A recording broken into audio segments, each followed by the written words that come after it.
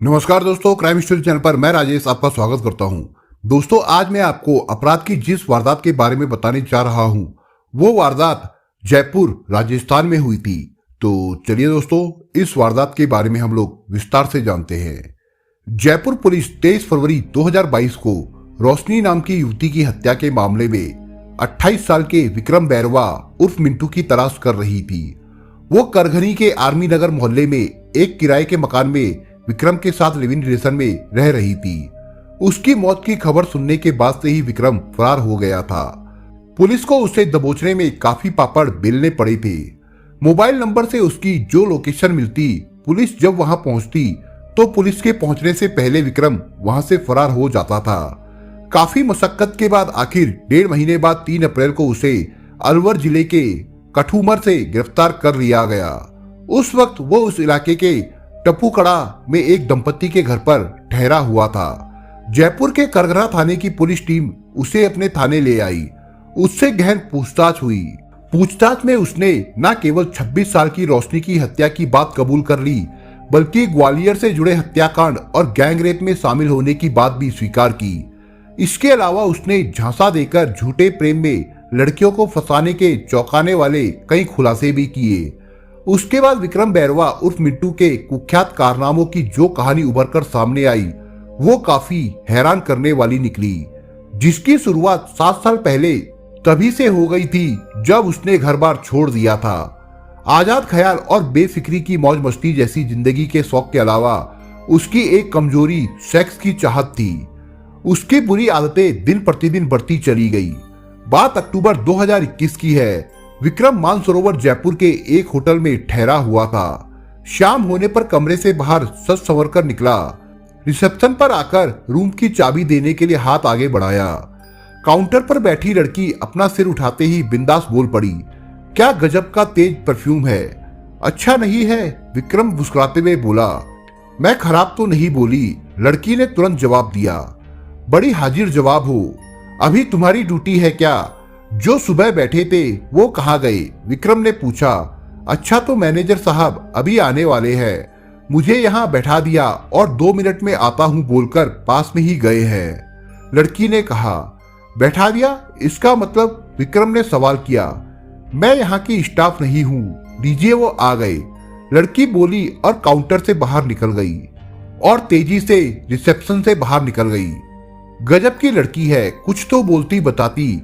मेरे पीछे कौन आया, क्या हुआ? मैनेजर अपने आप से बोल पड़ा।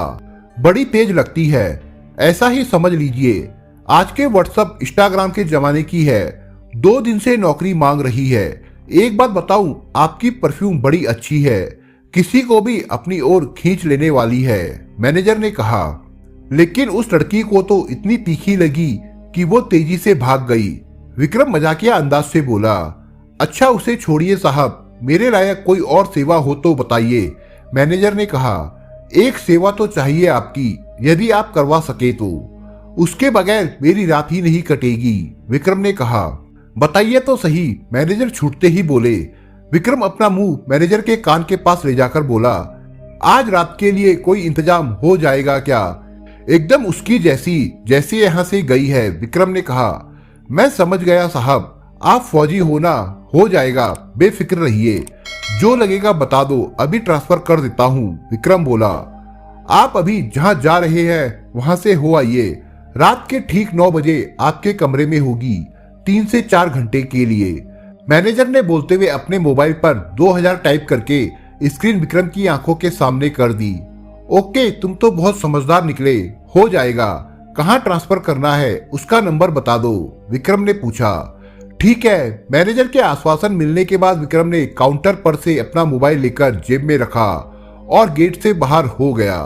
रात के करीब 9:15 बज चुके थे। विक्रम बड़ी बेसब्री में था। मैनेजर के आश्वासन के इंतजार का पल पल काटे नहीं कट रहा था। बार बार टीवी का चैनल बदल रहा था। उसने सोचा जाकर नीचे मैनेजर से मिला जाए या फिर इंटरकॉम से बात की जाए। कुछ सेकंड रुककर उसने इंटरकॉम की ओर अपना हाथ बढ़ाया ही था कि रूम की बेल बज उठी। वो तुरंत बोल पड़ा, खुला है, आ जाओ। दरवाजा खुलते ही एक लड़की ने अंग्रेजी में कहा, मैं अंदर आ जाऊं, मैनेजर साहब ने भेजा है। अरे तुम तो वही हो जो। विक्रम फटी फटी आंखों से लड़की को देखते हुए सहसा बोल पड़ा, हाँ तुम भी तो वही हो परफ्यूम वाले, तुम तो छुपी रुस्तम निकली, तो तुम कॉलगर्ल हो। विक्रम बोला, हूं नहीं, मजबूरी में बनना पड़ा, क्या करूं, लड़की ने कहा। इस तरह दोनों के बीच बातें होने लगी। कुछ समय में ही दोनों दोस्त बन गए। बातों बातों में लड़की ने अपना नाम रोशनी बताया। उसने ये भी बताया उसने ये कदम मजबूरी में उठाया है। विक्रम उसका दूसरा ग्राहक है। वो जेल में बंद अपने पिता को बाहर निकालने के लिए पैसा जमा कर रही है ताकि मुकदमा जीत सके। विक्रम को रोशनी की दिल की बातें चुभ गई। दोनों पूरी रात कमरे में रहे। उनकी नींद सुबह मैनेजर की कॉल से खुली। बाहों में समाई रोशनी को विक्रम ने खुद से अलग किया। रोशनी हड़बड़ाती हुई उठी, कलाई घड़ी देखी, अरे सुबह के 6 बज गए। रोशनी ने 5-7 मिनट में ही फटाफट कपड़े पहने, अपना मेकअप ठीक किया और बैग उठाकर चलने लगी। विक्रम ने उसे गले लगा लिया और चूमता हुआ बोला, वादा करो आज के बाद से ये काम नहीं करोगी, हम लोग साथ रहेंगे, तुम्हारी समस्या मेरी समस्या है, हम लोग मिलकर उसे दूर करेंगे। मैं आर्मी का आदमी हूँ, जो कहता हूँ करता हूँ, इसके लिए पहले तुम्हें मेरे घर चलना होगा। रोशनी बोली, कोई बात नहीं, मैं पक्का 8 बजे होटल छोड़ दूंगा, तुम अपने घर का एड्रेस मुझे दो, मैं वहां मिलता हूँ। विक्रम ने कहा, मेरा एड्रेस फिलहाल जयपुर का बस अड्डा है, हमें हरदोई जाना होगा, कपड़े लत्ते इसी होटल के एक कमरे में है, वहां जाकर ले लेती हूँ, यहाँ से साथ चलेंगे। दोनों उसी रोज जयपुर से हरदोई के लिए रवाना हो गए। देर रात तक दोनों हरदोई पहुंच गए। रोशनी ने अपने घर वालों से विक्रम का परिचय एक इनकम टैक्स इंस्पेक्टर के रूप में करवाया। उसने बताया कि पिता को जेल से छुड़वाने में ये मदद करेंगे। साथ ही उसने ये भी बताया कि पिता के छूटने के बाद वो उससे शादी कर लेगी। रोशनी के घर वालों ने विक्रम की खूब आवभगत की। उसकी माँ खुश थी कि उन्हें घर बैठे अच्छी नौकरी करने वाला दामाद मिल गया। विक्रम ने जब देखा कि हवा उसकी ओर बह रही है, तब उसने कोर्ट मुकदमे के खर्च के नाम पर कुछ कैश और लाखों रुपए के गहने ले लिए। अगले रोज दोनों चंडीगढ़ और अन्य शहर होते हुए जयपुर आ गए। वहां उन्होंने आर्मी नगर में थानेदार राजेंद्र यादव के मकान में पहली मंजिल पर एक कमरा किराए पर ले लिया। उन्होंने मकान मालिक को स्पष्ट बता दिया कि वे लिव इन रिलेशन में हैं, उनकी शादी तय हो चुकी है, कोर्ट का मामला निपटने तक रहेंगे। कुछ दिनों में ही उनके बीच खटपट होने लगी।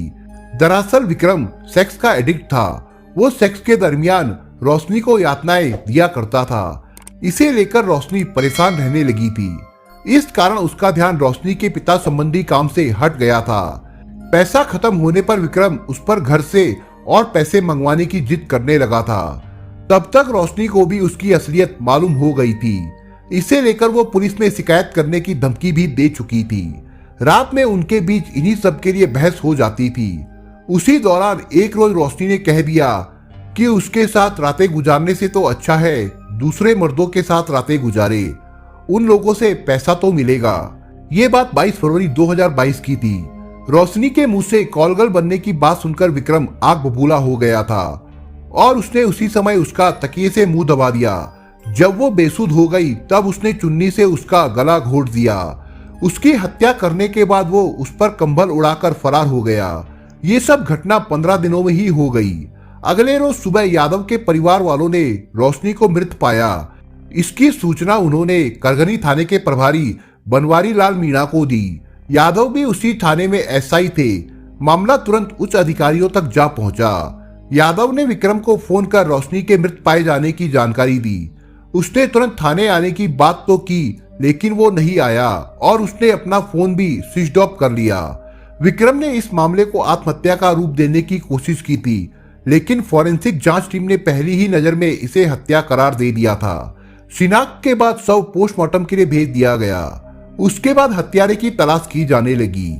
विक्रम के लापता होने पर 100% संदेह उस पर ही था, किंतु उसका मोबाइल बंद होने से उसकी ट्रेसिंग नहीं हो पा रही थी।